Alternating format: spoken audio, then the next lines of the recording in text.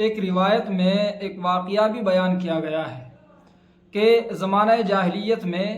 یعنی جس وقت میں رسول اکرم صلی اللہ علیہ وسلم کو نبوت ملی، اس سے پہلے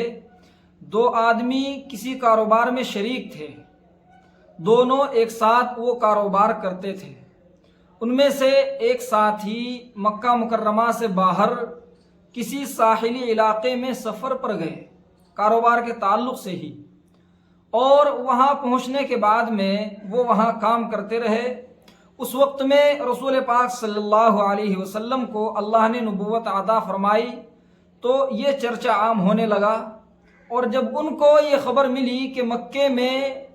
ایک صاحب ہیں جنہوں نے نبوت کا دعویٰ کیا ہے، تو جو ان کے ساتھی مکے میں رہتے تھے ان کو اس آدمی نے خط لکھا کہ آپ یہ بتائیے وہ انسان کیسے ہیں، ان کی کیا کیا خوبیاں ہیں اور کیا ان کا دعویٰ ہے۔ لہٰذا مکے میں رہنے والے شریک نے رسول اکرم صلی اللہ علیہ وسلم کا نام، آپ کے والد کا نام اور آپ کا خاندان، اسی طریقے سے یہ بھی ذکر کیا کہ ان کی بات کن لوگوں نے مانی ہے، کن لوگوں نے نہیں مانی ہے۔ اس آدمی نے جواب کا جو خط تھا اس میں ذکر کیا کہ جو مکہ کے مالدار لوگ تھے، سرداران، انہوں نے ان کی بات کو تسلیم نہیں کیا ہے، وہ بغاوت پر ہیں، اور جو غریب لوگ تھے انہوں نے ان کی بات کو مانا ہے اور ان کی بات پر لبیک کہا، ان پر ایمان لے آئے ہیں۔ خیر، بہرحال یہ خط ان کے پاس میں پہنچا تو انہوں نے اپنا سفر شروع کر دیا اور وہ کچھ دنوں کے بعد میں مکہ مکرمہ لوٹ آئے۔ یہاں آنے کے بعد میں اپنے ساتھی سے ملے اور اپنے ساتھی سے کہا کہ آپ مجھ کو ان سے ملاقات کرائیے کہ جنہوں نے نبوت کا دعویٰ کیا ہے۔ لہٰذا ان کے دوسرے ساتھی ان کو لے کر رسول پاک صلی اللہ علیہ وسلم کی خدمت میں پہنچے۔ آپ صلی اللہ علیہ وسلم سے بات کی اور کچھ دیر گفتگو کرنے کے بعد میں اس آدمی نے کہا کہ اشہد انک رسول اللہ۔ وہ جو باہر سمندر پر، ساحل سمندر پر کام کرنے کے لیے گئے ہوئے تھے، انہوں نے فوراً رسول پاک صلی اللہ علیہ وسلم کی دعوت کو قبول کیا اور اسلام لے آئے۔ رسول پاک صلی اللہ علیہ وسلم نے ان سے دریافت کیا کہ آپ کو کیسے معلوم ہوا، کیسے پتہ چلا اور کس بات کی وجہ سے آپ کو یقین آیا کہ میں اللہ کا نبی ہوں، میں سچا ہوں اور میں پیغمبر ہوں۔ تو ان صاحب نے بتایا کہ دیکھیے، میں تورات، زبور اور انجیل کا عالم ہوں، میں نے ان کتابوں کو بہت گہرائی سے پڑھا ہے، ان کا مطالعہ کیا ہے، میں ان کتابوں کا عالم ہوں، اور پہلے جو نبی دنیا میں آئے ہیں کوئی نبی بھی ایسے نہیں ہیں جنہوں نے اللہ کا پیغام صحیح پہنچایا اور ان پر اس دور کے مالدار لوگ ایمان لے آئے ہوں، ایسا کبھی نہیں ہوا۔ سب نبیوں پر ان کے زمانے کے جو غریب لوگ رہے ہیں انہوں نے ہی ایمان قبول کیا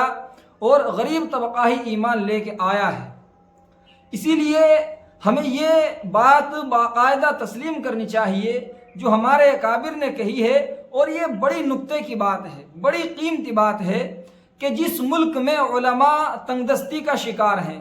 فقر و فاقے کا شکار ہیں، غربت ہے، عالموں کے پاس میں غریبی ہے، اس ملک میں اسلام زیادہ دنوں تک باقی رہتا ہے، کیونکہ غریب آدمی اپنے دل اور دماغ کو صحیح استعمال کرتا ہے، توجہ کرتا ہے، جس کی وجہ سے وہ بہت ساری چیزوں کو اپنی عاجزی کی بنا پر تسلیم کر لیتا ہے۔ اور جو مالدار آدمی ہوتا ہے وہ عام طور سے تکبر کا شکار ہوتا ہے، اور اس تکبر کی وجہ سے وہ حق کو ماننے کے بجائے، سچائی کو ماننے کے بجائے سچائی کا مقابلہ کرنے پر اتر جاتا ہے، جس کی وجہ سے وہ آدمی سچائی سے اور حق سے دور ہو جاتا ہے۔ لہٰذا ہمارے اکابر نے، ہمارے بڑوں نے، ہمارے بزرگوں نے یہ بات کہی ہے کہ جس ملک میں بھی عالم لوگ مالدار ہو گئے، جس ملک کے عالم بھی مالدار بنے ہیں، اس ملک میں دین اور ایمان زیادہ دنوں تک باقی نہیں رہا، بلکہ کچھ ہی دنوں کا مہمان بن کے رہ گیا، اور آہستہ آہستہ وہاں سے اسلام کی جڑیں کمزور پڑ گئی، دینی تعلیم وہاں سے کمزور ہوتی چلی گئی، اور نتیجہ یہ ہوا کہ اسلام وہاں سے رخصت ہو گیا۔ جن ملکوں میں عالم لوگ جو دین کے ذمہ دار ہیں، جنہوں نے دین کو سمجھا اور پڑھا ہے وہ غریبی کا شکار رہے ہیں، فقر و فاقے کا شکار رہے ہیں۔ وہ لوگ محنتی ہوئے ہیں، انہوں نے محنتیں کی ہیں، انہوں نے مجاہدہ کیا ہے، انہوں نے اپنے آپ کو عیش و آرام میں مبتلا ہونے نہیں دیا، جس کے نتیجے میں دین آگے بڑھتا رہا، دین آگے چلتا رہا اور اللہ تعالیٰ نے اس کا فائدہ عام کیا، دین زندہ ہوا،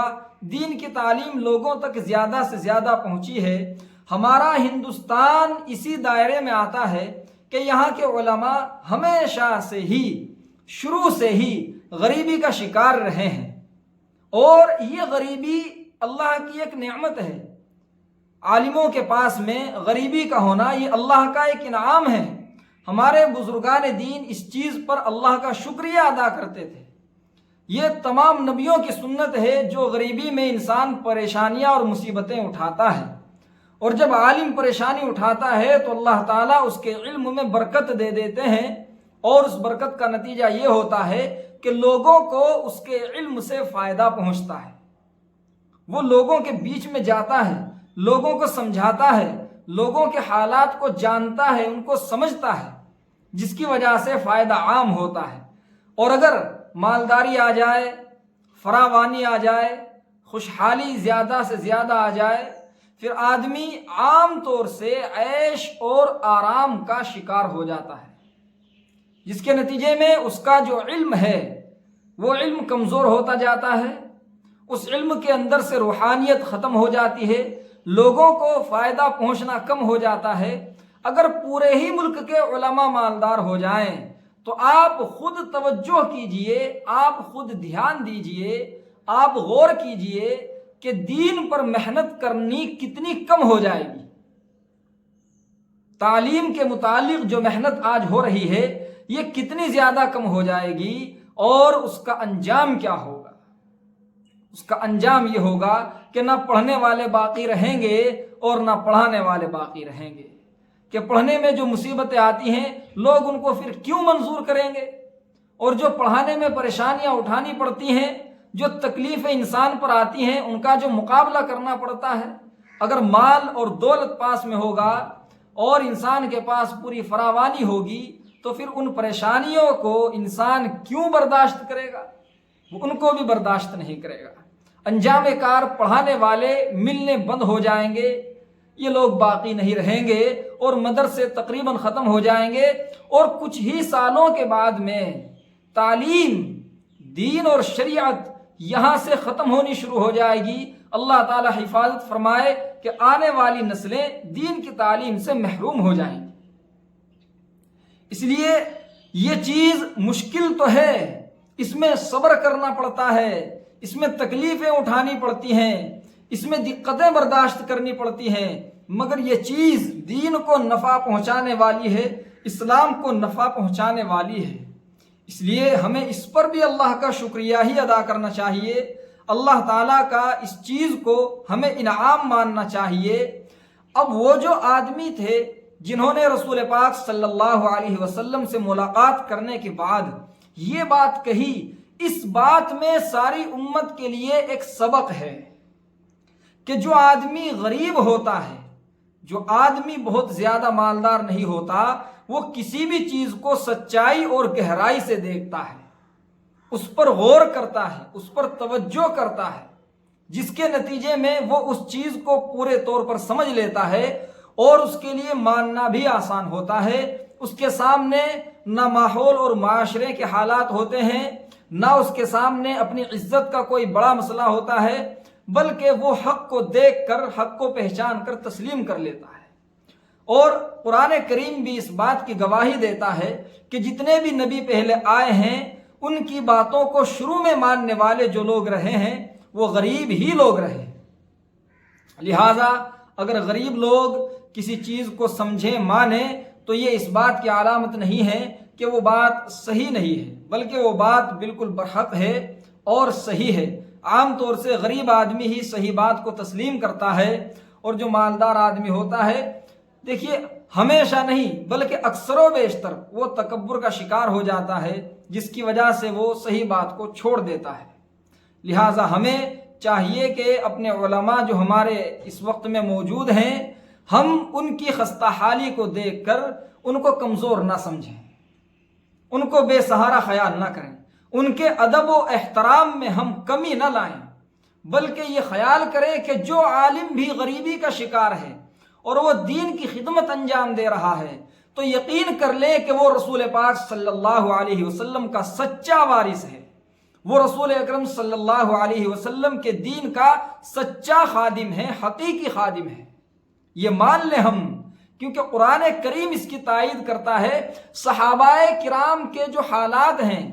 ان کی زندگیاں جن طریقوں پر گزری ہیں، وہ حالات بھی اس بات کو سچ ثابت کرتے ہیں کہ جو آدمی جتنی جفا کشی سے کام لے گا وہی دین کا صحیح خادم ہوگا، جو جتنی زیادہ پریشانیاں برداشت کرے گا وہی شریعت کا سچا عاشق ہوگا۔ لہٰذا ہمیں علماء کے ادب و احترام میں کوئی کمی ہرگز نہ کرنی چاہیے، بلکہ جو عالم مالی اعتبار سے ہلکے ہوں، جو عالم مالی اعتبار سے ہم کو کمزور نظر آئیں، ان کا احترام، ان کی عزت ہمیں اور زیادہ کرنی چاہیے، بشرطے کہ وہ علم دین کی خدمت میں لگے ہوئے ہوں۔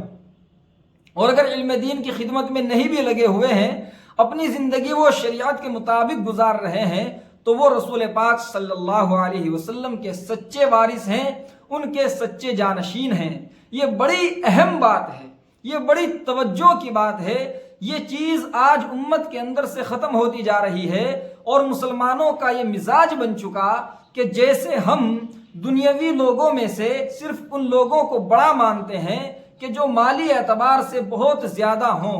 ایسے ہی آج یہ مزاج بنتا جا رہا ہے کہ ہم عالموں میں سے بھی انہی عالموں کو بڑا مانتے ہیں کہ جو مال و دولت سے چھکے ہوئے ہوتے ہیں، جبکہ قرآن کریم اور رسول پاک صلی اللہ علیہ وسلم کے حالات اور صحابہ کرام کے حالات، تابعین کے حالات، تبع تابعین کے حالات اور پہلی امتوں کے حالات ہماری اس سوچ کو غلط ثابت کرتے ہیں۔ یہ کہتے ہیں کہ تمہارا یہ ماننا اور سمجھنا صحیح نہیں ہے، یہ غلط ہے۔ معاملہ ایسے نہیں ہے، بلکہ معاملہ ایسے ہے کہ جو آدمی حالات کا مقابلہ بھی کر رہا ہو اور اللہ کے دین کی خدمت بھی کر رہا ہو، وہ اصل دین کا خادم ہے،